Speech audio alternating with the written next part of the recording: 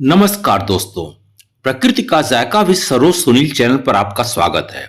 Venice में हम अपनी गलती से एक भारी मुसीबत में फंस गए। कैसे? यह इस वीडियो में हम आपको बताने जा रहे हैं। बने रहिएगा इस वीडियो में हमारे साथ अंत तक। हमें वेनिस के मेनलैंड के आखिरी छोर और समुद्र तट पर स्थित मार्को पोलो एयरपोर्ट जाना था अपनी फ्लाइट पकड़ने के लिए। हम वेनिस आइलैंड में एयरबीएनबी के जरिए बुक किए गए एक अपार्टमेंट में ठहरे थे जो फर्स्ट फ्लोर पर था। अपार्टमेंट के भीतर एक नोटिस चिपका था जिसमें लिखा था कि अगर चेकआउट के समय केयरटेकर मौजूद न हो तो आपकी अंदर ही छोड़ दें और डोर ऐसे ही बंद कर दें। हमारी फ्लाइट दोपहर 12:30 की थी।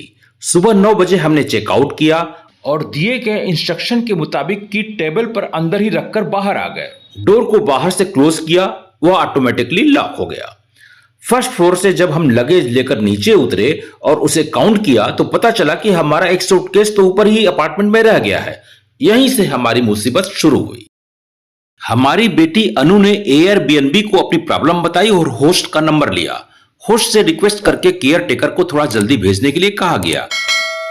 होस्ट ने कहा कि केयर टेकर 10 बजे आ जाएगी।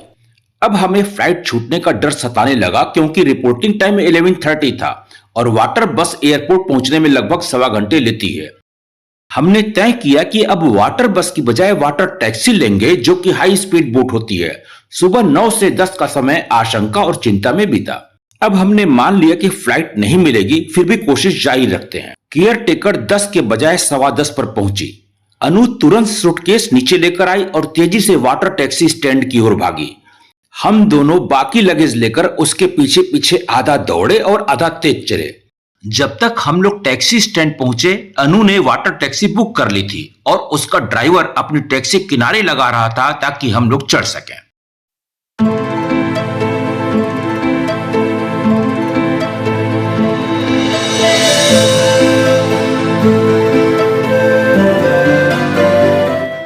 जब हम लोग बोट में चढ़े 10:50 हो चुके थे।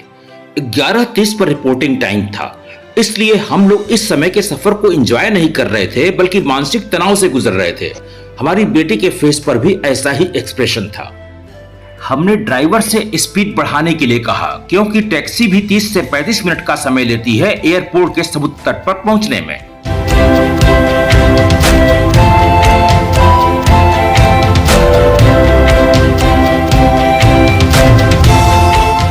हम ज्यादा परेशान इसलिए थे कि हमें वेनिस से स्विट्जरलैंड के एक प्रमुख शहर ज्यूरिख ही नहीं जाना था बल्कि ज्यूरिख से बाई ट्रेन पेरिस और पेरिस से फ्लाइट लेकर जर्मनी की राजधानी बर्लिन जाना था।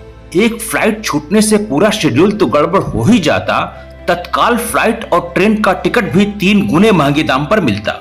इसलिए अब हमने प्लान बी बनाया, यह कि अगर वेनिस से ज्यूरिख वाली फ्लाइट छूटती है तो हम अपना शेड्यूल चेंज कर देंगे।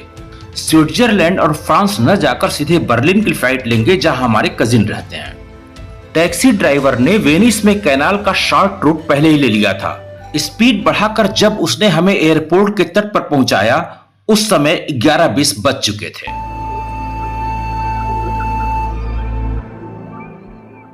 यहां उतरने के बाद भी काफी पैदल चलना पड़ता है क्योंकि यह एयरपोर्ट का एक सिरा है, इसलिए यहां भी हमें लगेज लेकर दौड़ ही लगानी पड़ी। जब आपको सीधा काउंटर न पता हो तो भटकना भी पड़ता है।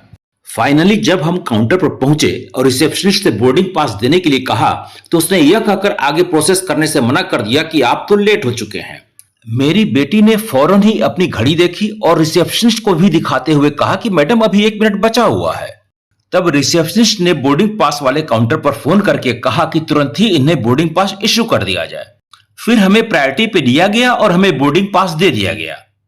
इस तरह अनु का अपार्टमेंट से भागकर वाटर टैक्सी बुक करना, टैक्सी ड्राइवर का शॉर्ट रूट लेना और स्पीड बढ़ाकर एयरपोर्ट जल्दी पहुंचाना और दौड़कर काउंटर पर पहुंचना, इन सबसे जो हमें 1 मिनट का समय मिला वो हमारे काम आया बोर्डिंग पास हासिल करने में और ज्यूरिख की फ्लाइट पकड़ने में। अब जाकर हमने राहत की सांस ली और उड़ पड़े एल्प्स माउंटेन के ऊपर से ज्यूरिख के लिए। चैनल को सब्सक्राइब और वीडियो को लाइक और शेयर करने के साथ ही कमेंट सेक्शन में जरूर बताइएगा कि यह वीडियो आपको कैसा लगा। वीडियो को अंत तक देखने के लिए बहुत बहुत धन्यवाद।